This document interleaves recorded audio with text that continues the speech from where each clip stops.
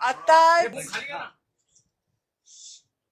ओबीसीच्या हिताचे निर्णय घेण्यासाठी सरकारने जी सब कमिटी स्थापन केली आहे त्यांची सन्माननीय मंत्री बावनकुळे साहेब यांच्या अध्यक्षतेखाली बैठक झाली।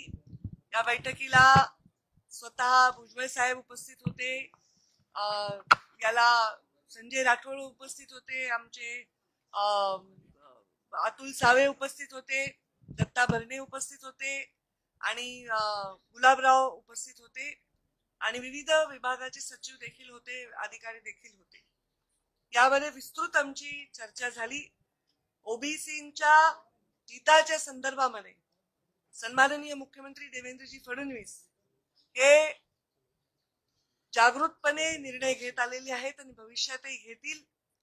कुठेही दुर्लक्ष होऊ दिलं जाणार नाही अशा प्रकारची अत्यंत विस्तृत चर्चा झाली। या चर्चेमध्ये, या मीटिंग मध्ये ओबीसींना जो विविध जाती, ओबीसी मध्ये अनेक जाती आहेत, जवळ 350 जाती आहेत, या विविध जातींना मिळणारे विविध लाभ, याच्यामध्ये त्यांना मिळणाऱ्या योजना, याच्यासाठी त्यांना मिळणारा निधी, याच्यावरही चर्चा झाली। याच्यामध्ये कुठेही त्यांच्यावर अन्याय होऊ दिला जाणार नाही अशा प्रकारचे पावलं उचलण्यासंदर्भात चर्चा झाली। मीटिंग पहिलीच होती। पुढच्या मीटिंग मध्ये याच्या संदर्भामध्ये कोणते विषय आणखी घेतले पाहिजे, निधीच्या कशा मागण्या केल्या पाहिजे आणि निधीमध्ये कुठेही अन्याय झाला नाही पाहिजे याच्याबद्दलची जागृती या कमिटीने ठेवावी, सदैव त्याच्याबद्दल आपलं मत मांडावं अशा संदर्भामधला निर्णय झाला। मराठा समाजाच्या आरक्षणाच्या संदर्भामध्ये गेले अनेक दशक हा विषय चालू आहे आणि या विषयामध्ये साहजिक आहे की याच्यामध्ये ओबीसी समाजाच्या नेत्यांचं जे मत आहे ते मत तसंच असणार आहे, कारण कोणत्याही ऑलरेडी सामाजिक मागासलेल्या वर्गामध्ये आणखी आपण आरक्षणामध्ये लोक घेण्यासाठी सहजता त्याचे स्वागत होत नाही। पण तरी ओबीसी समाजाने मोठं मन दाखवून कुंडीच्या नोंदीच्या संदर्भामध्ये ज्या ऑलरेडी आहेत त्याच्याबद्दल आमचं कुठलंही मत नाही, पण कुठलेही अवैध दाखले दिले जाऊ नये, कुठल्याही प्रकारचे सरसकट दाखले दिले जाऊ नये आणि आतापर्यंत जे दाखले दिले आहेत त्याची श्वेतपत्रिका काढावी, त्या दाखल्यांच्या संदर्भामध्ये पडताळणी करावी अशा प्रकारची ठाम भूमिका देखील आम्ही घेतलेली आहे। यामुळे ओबीसी समाज हा मुळात सामाजिक मागासलेपणा भोगतोय, त्यामुळे ओबीसी समाज खरं तर राजकीय दृष्ट्या सुद्धा मागासलेला आहे। मराठा समाजाला राजकीय मागासलेपण नाही, समृद्ध राजकीय दृष्ट्या मराठा समाज आहे आणि अशा वेळी ओबीसी समाजाच्या राजकीय हक्कांवर सुद्धा गदा येणार नाही या संदर्भामुळे त्यांना कुठलेही बोगस सर्टिफिकेट दिले जाऊ नये याबद्दल मात्र ठाम निर्णय आम्ही घेतलेला आहे। बाकी कोणताही समाज आर्थिक मागासलेला असेल, कोणताही समाज शैक्षणिक दृष्ट्या मागासलेला असेल, त्यात मराठा समाज प्राधान्याने असेल, त्याच्याबद्दलच्या त्यांच्या शैक्षणिक आणि त्यांच्या नोकऱ्यांमधल्या आरक्षणाबद्दल कधीही विरोध आम्ही केलेला नाही, पण नक्कीच सर्टिफिकेट जे आहेत ते सरसकट देण्याबद्दल आमची भूमिका ठाम आहे। असे सरसकट सर्टिफिकेट दिले जाऊ नये।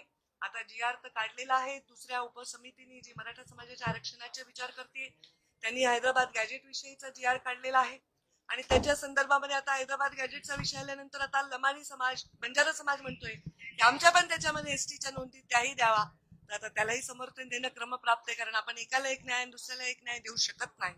त्याच्या संदर्भात आता वरिष्ठ निर्णय घेतील किंवा सामाजिक न्याय विभागाचे जे निर्णय आहे किंवा जे संविधानिक चौकट आहे त्याच्यापासूनच हे सगळे निर्णय घेतले जावे अशा प्रकारची भूमिका आम्ही सर्व नेत्यांनी त्याच्यामध्ये मांडली आणि भविष्यात आता हे मीटिंग वेळोवेळी होत राहतील, वेळोवेळी जे जे विषय येत राहतील त्या विषयांवर आम्ही ठाम भूमिका घेऊ।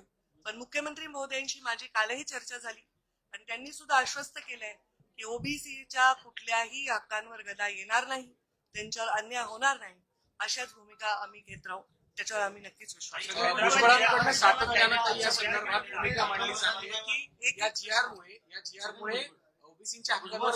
मी भुजबळ साहेबांची विषय हा आमच्या लेवलचा विषय नाही, त्यांना जी चर्चा करायची ते वरिष्ठांबरोबर चर्चा करतील, हा नाराजी दूर करण्याच्या मीटिंगचा विषय नाही आणि ते नाराज आहेत असं मला म्हणता येणार नाही, पण ते स्पष्ट बोलतायत त्यांनी आयुष्यभर त्यांच्या लढ्यासाठी ते समर्पित राहिलेले आहेत ओबीसीच्या चळवळीमध्ये.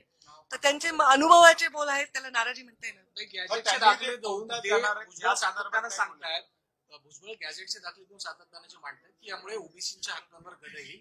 या भूमिकेशी तुम्ही सहमत आहात का? साहजिक आहे, जर अवैध दाखले दिले गेले तर नॅचरली हक्कावर गदा येईल. कोणत्याही जातीच्या बाबतीत असंच होईल ना. कोणत्याही जातीमध्ये जर अवैध दाखले दिले, मग ते एससी असो, एसटी असो, ओबीसी असो, तर त्याच्यामध्ये गदा येईल. त्यामुळे आम्ही हेच सांगितलं या मीटिंगमध्ये की कुठलेही अवैध दाखले देऊ नये. जे पारंपरिक कुणबी नोंद आहे त्याच्याविषयी आमचं काही म्हणणंच नाही. अजिबात अभाव.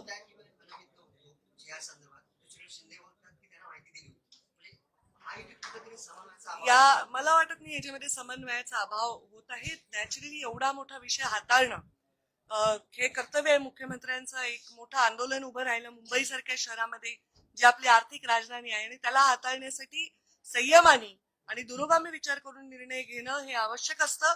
अशा वेळी त्यांनी ते निर्णय घेतले. भुजबळ साहेब त्यांचं मत ठामपणे मांडतात. ते दोघं त्याच्यात चर्चा करू शकतील, त्याच्यावर ते उत्तर देऊ शकतील. पण मी एवढंच मात्र आता हे एंड करते या माझ्या संभाषणाचा की एकही अवैध सर्टिफिकेट देऊन ओबीसीच्या हक्कावर गदा आणू नये आणि ती आणू दिली जाणार नाही. राज ठाकरे